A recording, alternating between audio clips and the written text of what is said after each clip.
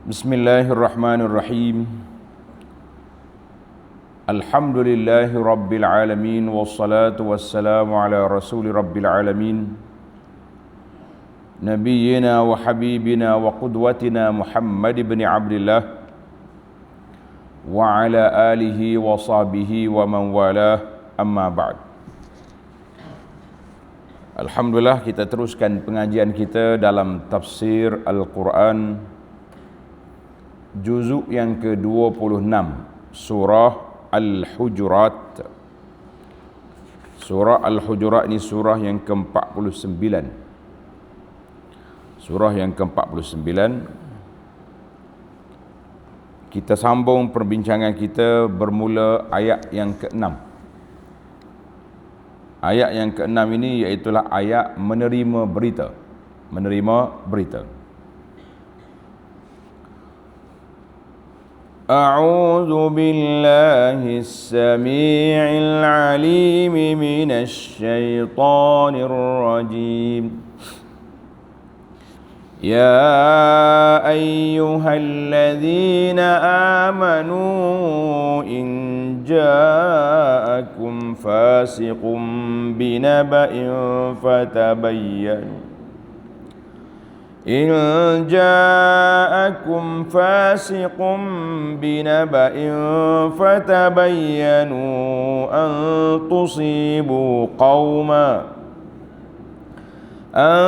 تصيبوا قوما بجهالة فتصبحوا على ما فعلتم نادمين واعلموا أن فيكم رسول الله لو يطيعكم في كثير من الأمر لعنتم ولكن الله حبب إليكم الإيمان وزينه في قلوبكم وكره إليكم الكفر والفسوق والعصيان أولئك هم الراشدون فضلا من الله ونعمة والله عليم حكيم.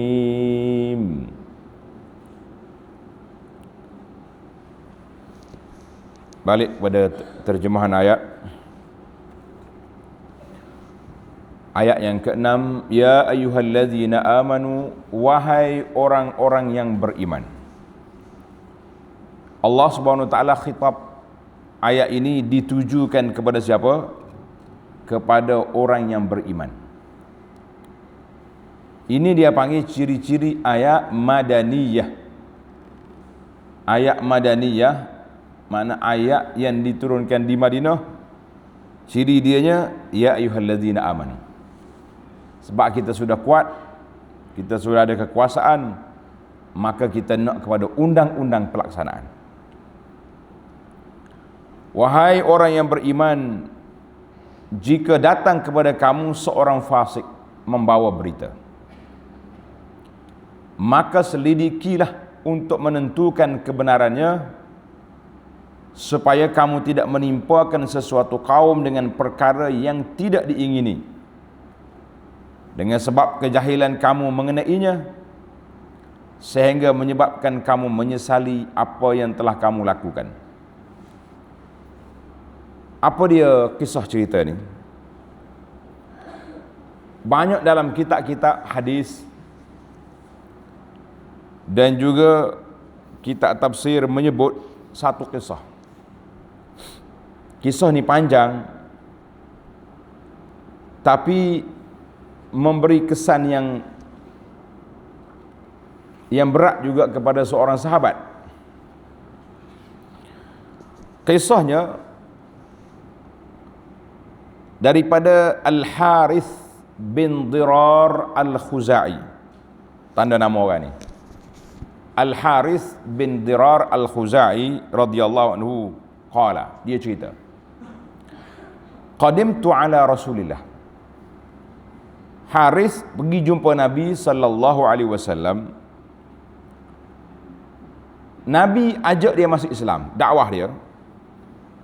Dia pun masuk Islam. Haris ni masuk Islam.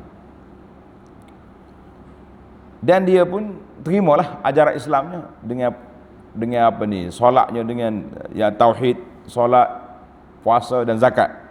Mana sudah turun zakat dah ni. Lepas dia sudah belajar dengan Nabi sallallahu alaihi wasallam, dia pun janji. Dia kata, "Ya Rasulullah, arji' ila qaumi." Izinkan saya nak balik ke negeri saya. Dan saya akan ajak orang lain masuk Islam. Zaman dulu senang ya. Masuk Islam, belajar, balik dakwah hal. Allah Ta'ala beri pada mereka mudah. Ingatannya kuat, kepahamannya mudah. Simple orang zaman itu. Zaman kita hari ni bukan main susah. Nah, lepas tu pula nak jadi pendakwah kena masuk kursus dakwah dulu, dia ni ibadat. Aku akan balik dakwah mereka kepada Islam wa ada az-zakah, dan aku akan tunaikan zakat. Selalu nak tunai zakat bila cukup masa lah.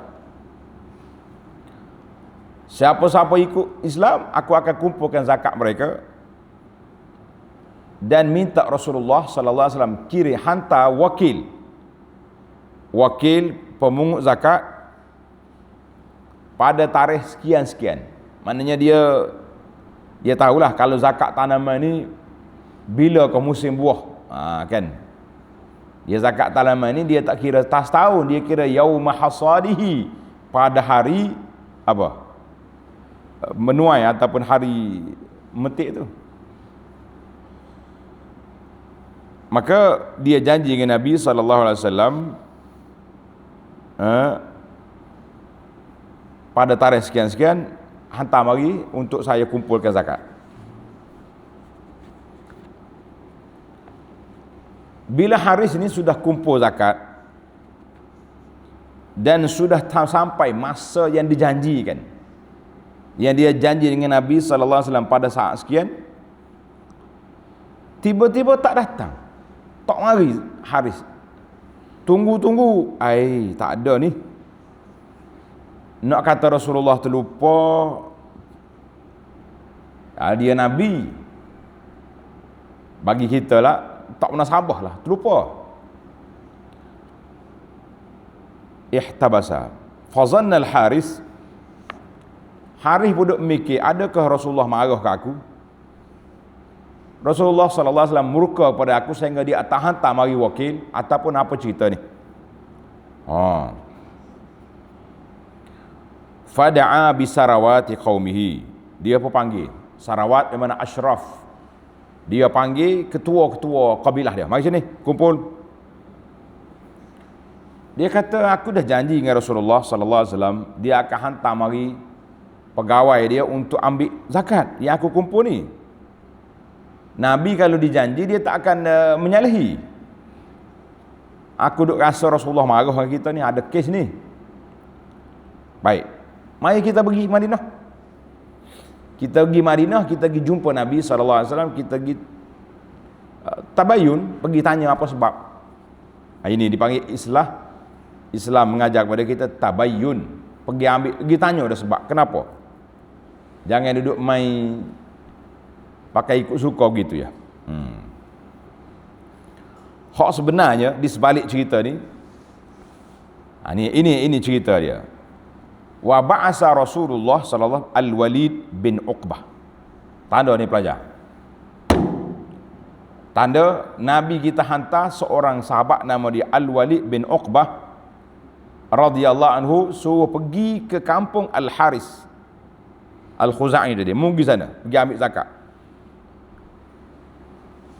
Bila Haris Al-Walid ni berjalan sampai tengah jalan, dia dapat maklumat salah berkali. Ini masalah. Masalah maklumat tak betul ni berat juga. Fadiqa, sampai tengah jalan dia dengar benda tak baik, dia pun balik.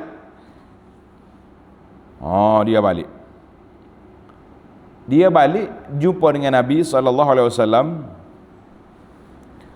Dia kata, ya Rasulullah, innal Haritha mani'ani zakah. Haris tak saya bayar zakat. Wa arada qatli, dan dia nak bunuh saya. Oh, sudah. Fa daraba Rasulullah sallallahu alaihi wasallam al-ba'tha ila al-Haris. Nabi panggil, maris. Lantik rombongan tentera, suruh pergi ke tempat Haris.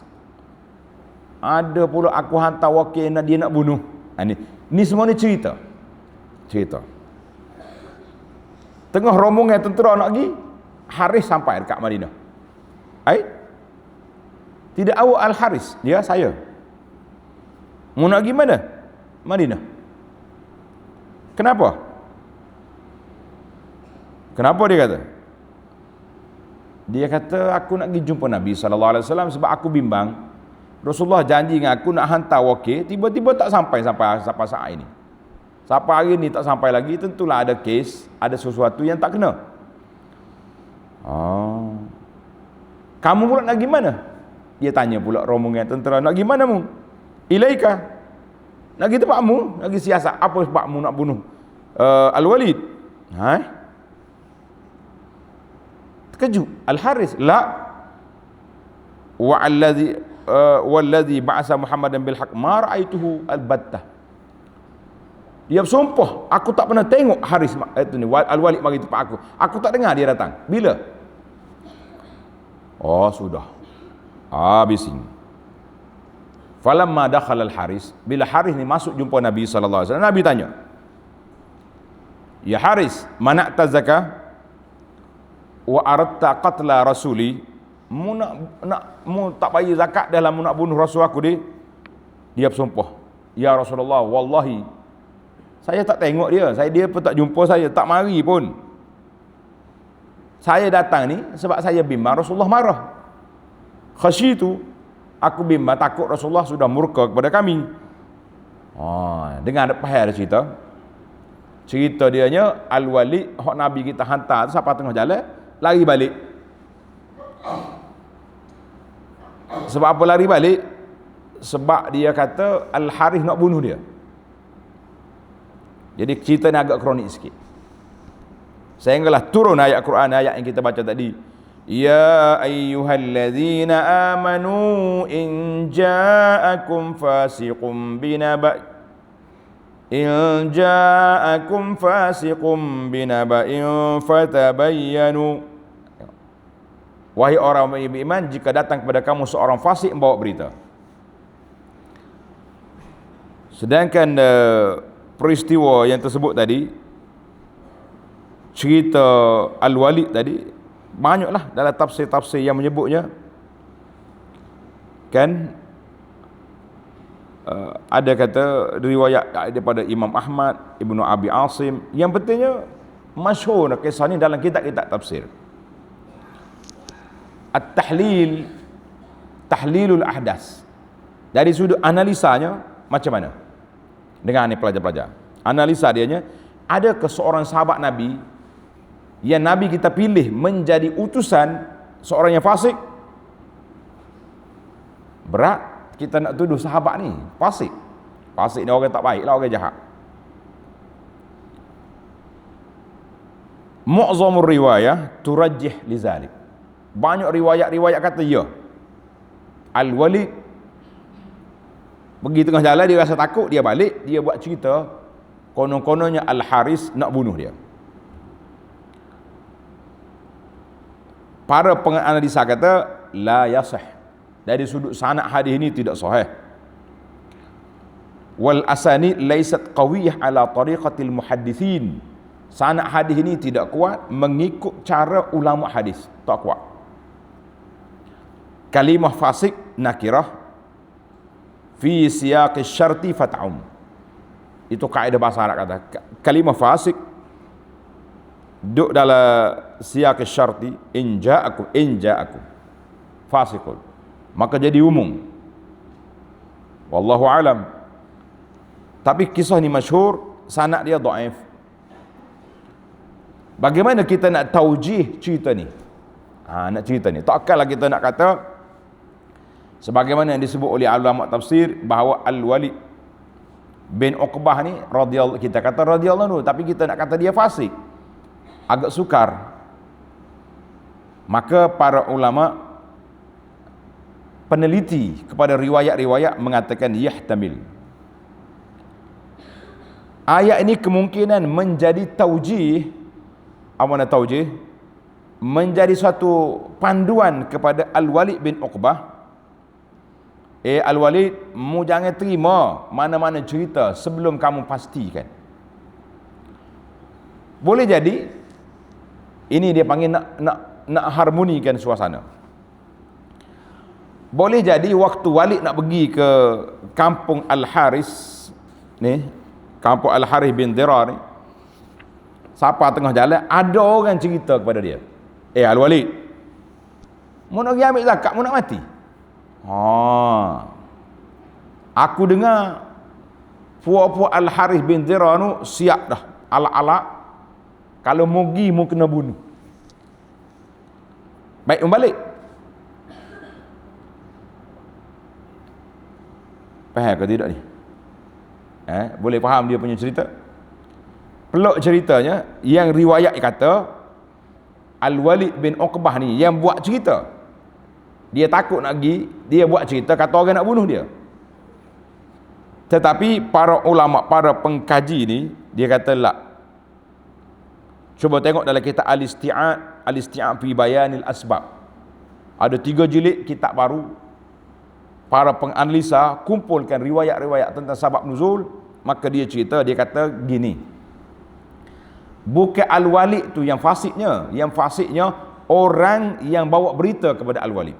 Mana siapa tengah jalan, mari orang kata, Walid, mu nak pergi ke sana? Aku dengar orang sana buat persiapan nak bunuhmu. Maka dia balik. Baiklah. Itu suatu analisa yang menjadi satu kemungkinan untuk kita harmonikan riwayat ini, insya-Allah. Kalau tidak, nak tuduh sahabat-sahabat jadi batu api, jadi ini agak berat. Kecuali golongan-golongan munafik, baru kita kata tak berat, kan? Baiklah. Yang penting dalam ayat ini, kisah Al-Walid kita telah harmonikan bahawa yang fasik itu orang yang bawa berita kepada Al-Walid, insya-Allah, supaya sahabat ni tidak dituduh sedemikian rupa. Taujih al-ayat, tengok ayat semula. Ya ayyuhalladzina amanu in ja'akum fasiqun binaba'in.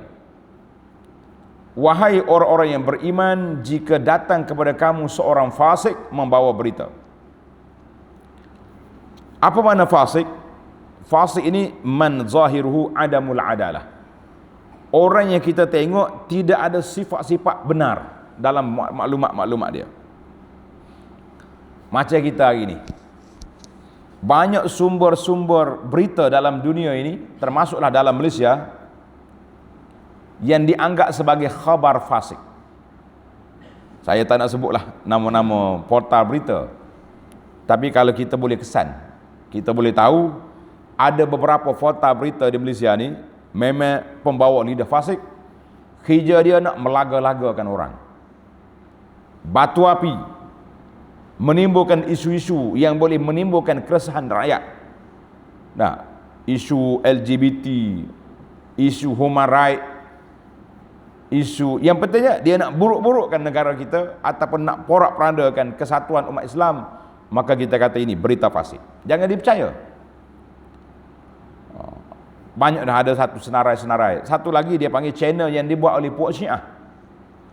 Puak Syiah ni adalah channel dia, ana letak dalam Facebook nama-nama channel. Kita Ahlussunnah ni ada Rahmah TV channel, dia buat juga Rahmah News ke apa benda. Yang penting dia guna nama yang dekat tapi dia punya Syiah. Ini bahaya. Kita kena hati-hatilah berita-berita ni, ni tak tahannya masyarakat kita hari ni. Dia ambil berita daripada sumber yang fasik, maka dibina di atas tu komen-komen celaan-celaan kepada orang. Ini masalah. Timbullah isu sehari dua ni, timbul isu nak pelaksanaan, nak minta pelaksanaan penambahbaikan undang-undang syariah contohnya. Batu api naik. Orang nak backhand nak main sikit, dia kata ni nak sanakan hudud, potong tangan, putus tangan, macam-macam. Bila mari isu para pendakwah kita ni nak didik balik orang-orang yang salah tersasar daripada identiti tak tahu laki-laki ke perempuan ni, dia panggil transgender apa benda, mari puak dia pula, dia kata ni menekan hak human right. Ini semua ni agenda batu api, khabar-khabar fasik yang bawa berita. Sama juga dalam isu COVID ni, macam-macam berita kita dengar. Hari ni berita tu berita hari ni, petang kadang pihak kementerian pangkah dia kata itu fake news, berita palsu banyak. Maka ayat ni mengajar kepada kita, kalau kita sumber yang kita tidak tahu, yang kita sumber yang fasik, yang tidak benar, jangan diterima. Mana setiap kita sendiri, tulis pelajar-pelajar, biarlah otak mendahului tangan. Biar otak kita mendahului tangan. Kita hari ni tangan dulu belum otak. Jumpa yang apa-apa berita masuk dalam grup kita, grup WhatsApp ke grup apa, forward lalu, pong sana pong sini. Habis grup masuk. Lepas tu dia tanya bawah, tu betul ke tidak? Awak tanya siapa? Ini masalah kita, tanya siapa? Lepas kita sebar berita palsu, lepas kita tanya betul ke tidak? Kalau nak tahu betul ke tidak, orang tak sebar dalam grup, orang sebar kepada orang-orang yang kita percaya. Dalam bab hadis contohnya, tanya ustaz yang kita percayai. Dalam bab ni tanya orang ni, tanya orang ni. Ni tanya kok lepas di public, lepas tanya betul ke tidak. Apa cerita? Tersebut dalam hadis, kafa bil mar'i kaziban an yuhaddis bi kulli ma sami'. Cukuplah seorang itu menjadi pembohong kalau dia cerita semua benda yang dia dengar. Tanda tuan-tuan. Hadis ini dikeluarkan oleh Imam Muslim dalam muqaddimah sahih dia, Abu Daud, Ibnu Hibban dan lain-lain. Ada kata hadis ini mursal. Itu penilaian para ulama hadis. Yang pentingnya, kafa bil mar'i kadziban an yuhaddis bi kulli ma sami'. Cukuplah seorang itu menjadi pembohong, pendusta kalau dia duk cerita semua benda yang dia dengar. Ingat, kita ni jangan jadi pembohong para jemaah sekalian. Semua benda yang keluar dalam surat khabar ke dalam apa benda ke, dalam grup-grup WhatsApp ni, sebar belaka. Terutama sekali dia panggil asy-syai'at, berita palsu, gosip, cerita-cerita orang kata. Benda-benda bohong ni, kalau selalu kita dengar, akhir sekali jadi betul. Pasal itulah orang-orang yang penjual ni, dia panggil diayah. Iklan dia tu kena kuat. Orang bohong ni pun, dia kalau iklan dia kuat, lama-lama kita percaya, betul sungguh ni. Sebab semua orang cakap. Akhirnya yang bohong jadi betul. Yang terutama sekali zaman kita hari ni, masya-Allah. Zaman adanya gadget-gadget ni, alat-alat dalam poket ni. Senang ya, kita nak ngenak ke orang ke, kita nak kata ke orang ke, kita nak apa, tak payah bayar apa-apa. Ada internet, buat Facebook, buat grup WhatsApp, sebar. Pukul 1 pagi boleh, pukul 4 pagi boleh, pukul 3 petang pun boleh. Bila-bila teringat nak ngenak, pasal itulah kata di dengar ni, tulis kata-kata hikmat pendakwah. Dia kata berita palsu, maklumat yang palsu disebarkan oleh pembohong dan diterima oleh orang gopoh, orang bodoh. Kita ni kalau kita terima semua berita, kita jadi bodoh, jahalah, jadi orang jahil. Sebab apa? Sebab tak tahu maklumat betul ke salah, pakai terima. Ini bahaya. Maka Allah SWT ajar pada kita, in ja'akum fasikum binaba'in, kalau mari orang bawa berita, jangan terus terima. Tapi apa kita nak buat? Fatabayyanu, maka selidikilah untuk menentukan kebenarannya. Ada qiraat kata fatasabbatu, tanda qiraat 7 ni. Fatabayyanu dalam ayat yang kita baca, ada qiraat kata fatasabbatu, adalah kamu tasabbut, pastikan dulu kebenaran. Dalam ayat ni dia ada dua makna. Satu dia panggil fatabayyanu fatasabbatu. Apa makna tasabbut? Tasabbut ni tanda ini penting. Dua poin yang besar ni dalam berita ni penting. Yang pertama, fatasabbatu dengan makna kamu pastikan betul ke tak betul. Satu. Yang kedua, fatabayyanu, kamu minta selidiki apa sebab. Penjelasan. Baik. Contoh, kita tengok gambar orang laki-laki ni berdua dengan orang perempuan. Orang puh gambar.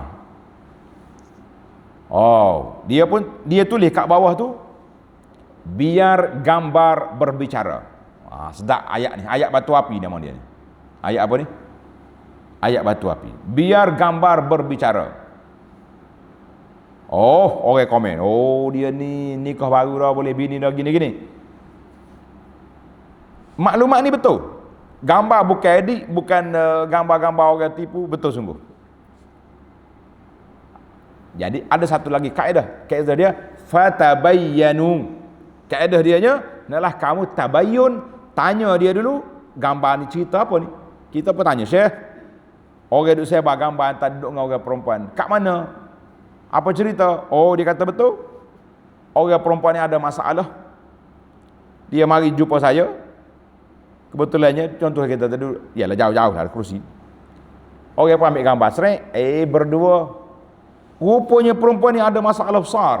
Sakit ke, mari minta ustaz ni tolong ruqyah ke, tolong jampi ke, tolong nasihat ke, motivasi apa benda.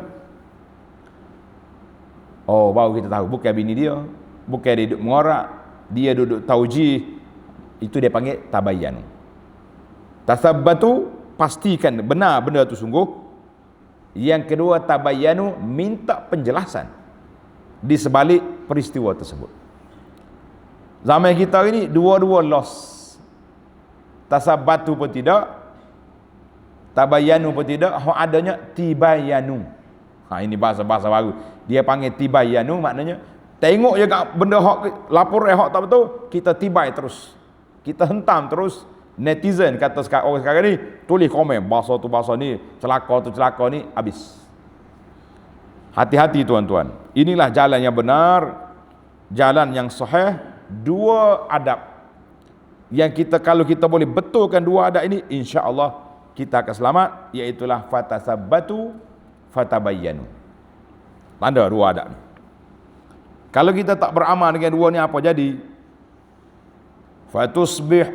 Fatabayyanu an tusibu qauman bijahalah. Maka selidiklah untuk menentukan kebenarannya, supaya kamu tidak menimpakan satu kaum dengan perkara yang tidak diingini. Kalau kita terima, kita jatuhkan hukuman, kita hentam dia, kita buat benda-benda, kan, maka dia jadi satu benda yang tidak baik. Bila lepas pada tu, fatusbihu ala ma fa'altum nadimin. Dengan sebab kejahilan kamu mengenainya. Sebab kita tak jahil ni bukan makna tak mengaji. Jahil makna maklumat kita tentang perkara yang kita gomoh, yang kita hentam itu tak cukup, menyebabkan kamu menyesali apa yang kamu telah lakukan. Mu akan menyesal nanti. Mu akan menyesal apa yang telah kamu buat tu, kamu sesal. Sebab apa sesal? Sebab apa sesal? Sebab kita dah jatuhkan hukuman, kita dah sebar berita palsu, kita dah buat tu buat ni. Maka itulah yang dia katakan perkara yang menyebabkan kita akan menyesal. Tapi apa boleh buat? Sesal di zaman kita ini payah nak tarik balik. Sekali kita bohong, sekali kita share benda tak betul, ilal afaq, ke pelosok dunia. Dalam hadis yang panjang, hadis ini sahih, ketika Nabi sallallahu alaihi wasallam dibawa melawat oleh dua malaikat, Nabi tengok ada seorang laki-laki dicocok dengan besi dalam mulut dia, cocok daripada mulut keluar ke tengkuk, zop, malaikat tarik lagi, zop masuk lagi. Bila Nabi tanya, ya malaikat, apa sebab dia ni, dosa apa dia? Dia kata dosa dia telah mengeluarkan perkataan bohong dia menyebarkan tuduhan-tuduhan, menyebarkan itu ini, balagha bihal afaq, telah sampai ke pelosok dunia. Maka zaman kita ini para jemaah sekalian, sekali kita post, sekali kita sebar benda pesu, dalam masa 2 minit orang seluruh dunia boleh tahu. Bila orang kritik, kita pun padam kita punya Facebook contohnya, tapi ingat orang lain dah strike, dah print kita punya screen Facebook, orang tahu, habis nak kata apa? Saya tak kata ni, nama punya bukti. Orang akan tularkan. Sebab itulah zaman kita ini perlu berfikir-fikir sebelum kita keluar kenyataan, supaya kita tidak menyesal perbuatan kita memfitnah orang dan sebagainya. Hari ini tak kata apa, orang senang-senang je buat fitnah. Dia tengok gambar, contohnya ustaznya akan ceramah sini, dia ambil gambar, dia pangkah, ditulis macam-macam tuduhan, mujassimah lah, macam-macam tuduhan yang boleh menyebabkan kafir tuduhan itu, tanpa kita tanya tabayun, tanpa kita tabayyanu, tanpa tasabbatu. Yang pentingnya kita akan jumpa di akhirat. Tidak free tuduhan hak yang dibuat oleh orang kepada kita. Allahu Akbar. Baiklah, ana tulis sebuah buku, ni tajuk buku ni, Rahmat dalam Perbezaan. Buku ni kecil ya, Rahmat dalam Perbezaan ini, tapi tujuan kita tulis di sini para jemaah sekalian, tujuannya di antara bab dianya iaitulah insaf dan adil ketika berikhtilaf, menghormati perbezaan pendapat, dan juga tasabut dalam menerima berita. Ini risalah kecil, ini panduan yang anda tulis berdasarkan pengalaman. Bila kita balik ke Malaysia jadi pendakwah di sini, macam-macam tuduhan di alam maya, di alam sesembunyi, maka anda tulis makalah ini sebagai garis panduan untuk kita sendiri dan juga untuk orang lain di dalam menerima berita, menyebarkan maklumat dalam kita berikhtilaf, supaya kita tidak menyesal di hadapan Allah Azza wa Jalla nanti, dan kita tidak akan jadi manusia muflis di akhirat. Baiklah, cerita ni panjang, memadailah tuan-tuan tengok dalam buku saya ni, Rahmat dalam Perbezaan. Kita tak tulis ada ikhtilaf, kita nak rahmat, biar berbeza tapi ada rahmat. Baik, jangan kamu menyesal kemudian hari, tapi menyesal atas dunia boleh minta maaf lagi, menyesal di akhirat tak ada guna. Ayat yang ke-7, wa'lamu anna fikum Rasulullah, dan ketahuilah bahawasanya dalam kalangan kamu ada Rasulullah sallallahu alaihi wasallam. Kita ni ada Rasulullah kan, masa sahabat ni. Maka janganlah kemahuan atau pendapat kamu mendahului pentadbirannya. Kalau di awal surah dulu kita ingat tak? La tuqaddimu bayna yadillahi wa rasulihi. Jangan mendahului pendapat kamu dengan wahyu, dengan apa yang disebut oleh Nabi sallallahu alaihi wasallam. Law yuti'ukum fi katsirin minal amri la'anittum. Kalaulah Rasulullah sallallahu alaihi wasallam menurut kehendak kamu dalam kebanyakan perkara, tentulah kamu akan mengalami kesukaran. Tengok ni, ayat ini menjadi peringatan kepada nikmat besar, iaitulah adanya Rasulullah sallallahu alaihi wasallam di antara para sahabat. Ia duk mengajar mereka, duk dakwah mereka, duk didik mereka, tiba-tiba bila nak buat keputusan buat sendiri. Maka Allah Taala tegur, jangan. Ada juga tanda, ini satu lataif, dia panggil latifatut tafsir, iaitulah menunjukkan bahawa ajal Nabi semakin dekat. Sebab peristiwa ni, ayat ni turun pada tahun yang ke-9 Hijrah. Di antara dia dengan wafat Nabi hanya tinggal 1 tahun je lagi. Wa'lamu anna fikum, Rasulullah ada sekali, lepas ni Rasulullah tak ada. Itu maksudnya, dekat dengan Nabi nak wafat. Ayat ini lebih kurang dengan ayat iza ja'a nasrullahi wal fath, sebagaimana dipahami oleh Sayyidina Umar dan juga Ibnu Abbas. Dia faham bahawa Nabi kita nak wafat. Maka ayat ini memperingatkan bahawa wahyu masih ada. Sepatutnya jangan kamu buat keputusan, pergi tanya Nabi sallallahu alaihi wasallam. Dan jangan tanya banyak. Sebab Nabi sallallahu alaihi wasallam, a'zamul muslimina fil muslimina jurman. Orang muslimin yang buat kesalahan kepada orang muslimin lain, man sa'ala an amrin lam yuharram fa hurrima 'ala nas min ajli mas'alati. Dia pergi tanya Nabi, benda ni tak haram. Dia pergi tanya, akhir kali jadi haram dengan sebab dia tanya. Zaman Nabi, zaman kita ni tanya tak apa dah, tak berubah dah hukum. Ini Allah Ta'ala larang banyak bertanya ketika Nabi masih hidup. Sekarang ni ketika Nabi sudah tidak ada, kita kena tanya banyak, takut gimana tak faham. Hak kita faham jangan duk tanya, itu dia panggil soalan malaikat, kan? Baik. Maknanya kalau Nabi ikut hak kehendak sahabat-sahabat ni menyusahkan orang lain. Sedangkan Nabi kita ni sifat dia apa dia? Azizun 'alaihi ma hanitum. Harisun 'alaikum bil mu'minina raufur rahim. Sifat Nabi itu lemah lembut, kasihan belas, rahmat. Tiba-tiba kita mari tanya. Satu hari Nabi kita bersabda. Nabi kata, Allah Ta'ala telah perintah kepada kamu mengerjakan haji. Bangun seorang sahabat, ada kata sahabat ni Aqra' bin Habis. Hak mari kumpulan, hak mari duduk panggil Nabi dalam rumah tu. Jadi sahabat ni dia agak orang kampung, biasa, simple je, tak ada protokol. Dia tanya, ya Rasulullah, afi kulli amin? Tengok soalan. Adakah haji ni wajib setiap tahun? Berubah muka Nabi. Nabi kata, da'uni ma taraktukum. Mu jangan tanya, aku tak bagi tahu. Binasanya umat dulu sebab mereka banyak bertanya kepada Nabi mereka. Tanya, akhir kali berubah hukum.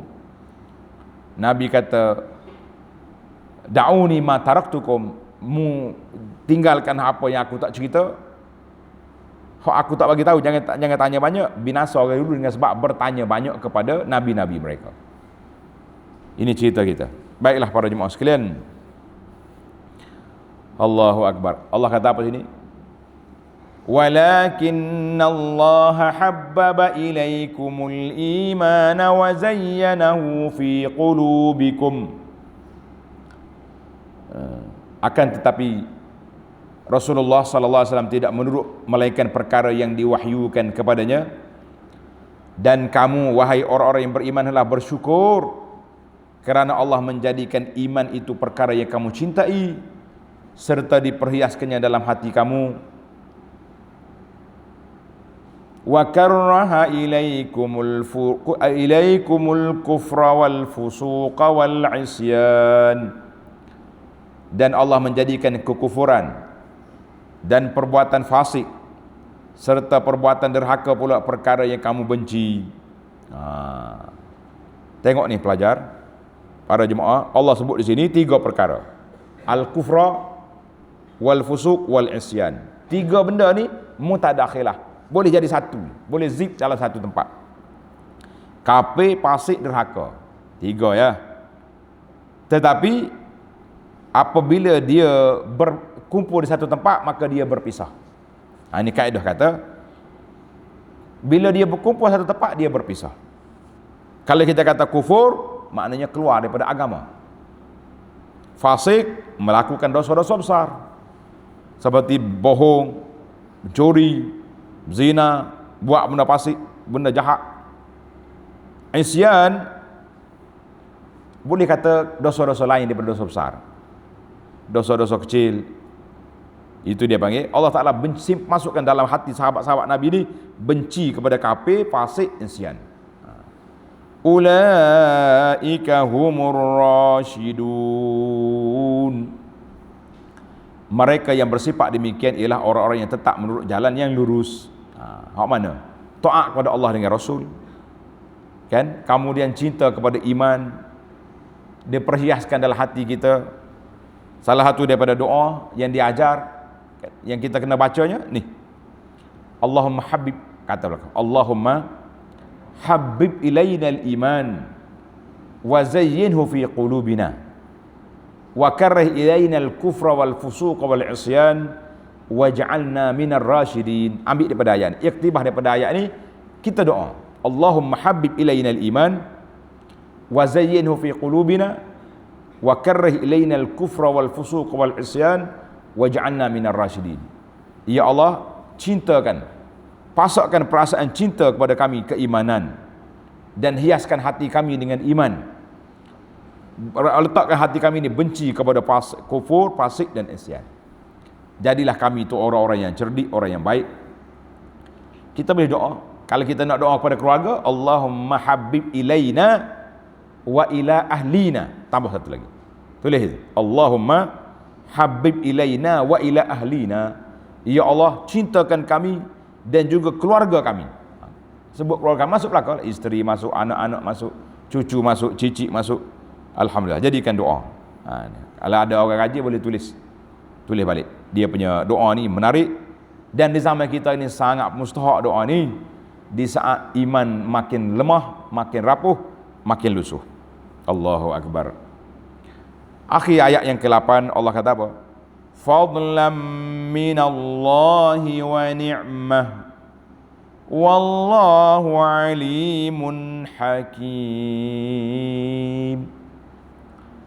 Mereka dijadikan berkeadaan demikian, beriman tani, menghias hati dengan iman, sebagai limpah kurnia dan nikmat pemberian dari Allah. Dan ingatlah Allah amat mengetahui lagi amat bijaksana. Kalau kita nak balik pada cerita sahabat Nabi radhiyallahu anhu, apa yang berlaku dalam peristiwa Al-Walid bin Uqbah dengan Al-Haris bin Dirar tadi, maka mereka ni cepat betul balik keadaan. Jadi Al-Walid tersalah dengar orang duk cerita tengah jalan, dia lari balik. Salahlah dia tu. Namun begitu, kata di Ibnu Mas'ud radhiyallahu anhu, inna Allah nazara fi qulubil ibad. Allah Ta'ala tilik kepada hati hamba-hamba dia, fawajada qalba Muhammadin sallallahu alaihi wasallam atyabuha wa khairuha. Maka Allah dapati hati Nabi kita Muhammad sallallahu alaihi wasallam hati yang terbaik.